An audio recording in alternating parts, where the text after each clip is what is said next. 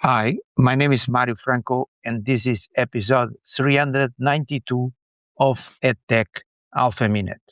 Today, we go to share one audio about the ITU joint statement on artificial intelligence and the rights of children, which was signed by a number of international organizations. The following clip is produced by the United Nations and shared for educational purposes. This is Connor Lennon from UN News. The severity of online child abuse has prompted the UN and its partners from the private sector, civil society and government to commit to working together to ensure that AI tools benefit children rather than endangering them. A joint statement was released earlier this week by the United Nations International Telecommunications Union, ITU, the Children's Agency, UNICEF, and offices from across the UN system involved in safeguarding children. It's hoped the new shared commitment will lead to a clear roadmap for protecting youngsters worldwide. I spoke to Cosmas Zavazava, the director of the ITU's Telecommunication Development Bureau, about the many threats children face and how the UN is working with the tech companies to boost protection. Grooming, misleading information, deepfake, and embedding of harming or harmful features in the algorithms, failure to respect domestic or local traditions and cultures, which results in biased AI. And grooming of children, all the sexual exploitation, cyberbullying, exposure to harmful or age-inappropriate content, violence against children. And we saw this during COVID, that many children, particularly young girls and young women, were abused online. And in many cases, that translated into physical harm. And we are concerned about that. Risks also relate to privacy and data protection.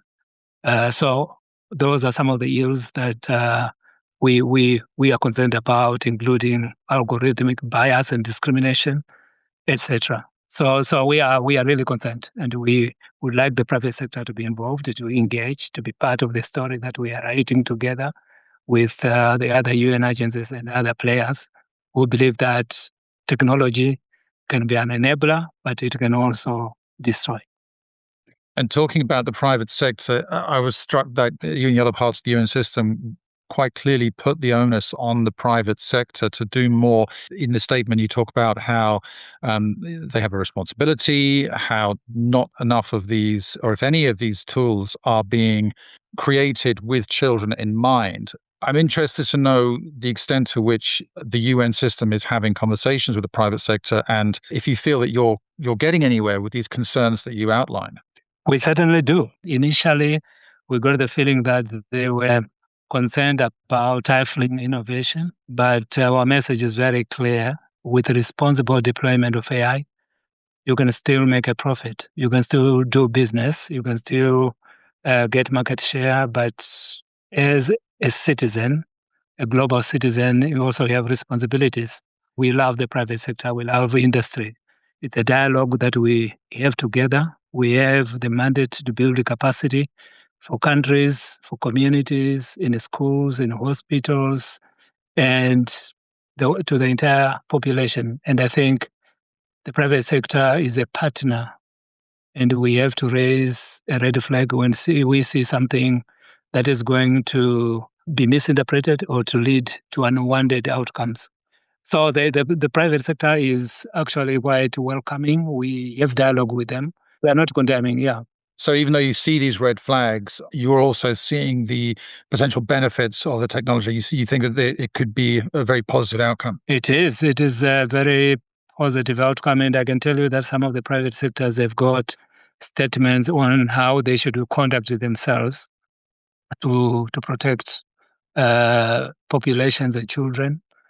So they are already committed to that, and we think we should continue with this dialogue and make sure that when we see something representing all these member states, we should raise it with them so that they can factor in when they develop models, and those models have got to be responsible. And it is our duty together to be fighting the ills that come with the technology.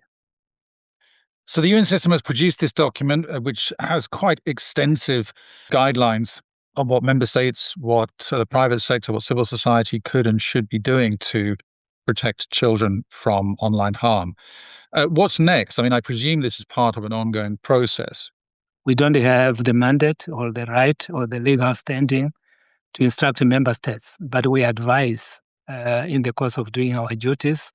And on this letter or a joint statement, we actually say this is not a document binding member states, but it enhances collaboration and cooperation among the United Nations secretariats. They know what to do within their mandates. Our mandates are to connect the world in a universal way, but also to make sure that we deploy cybersecurity measures to protect the population, industry, and critical infrastructure. So we are going to go and we are going to embed, particularly in ITU, in our standards, in our projects, as we deploy them across the world, we will take into account this emerging challenge. You've just listened to a clip produced by the United Nations, shared here for educational purposes. I hope you enjoy this episode.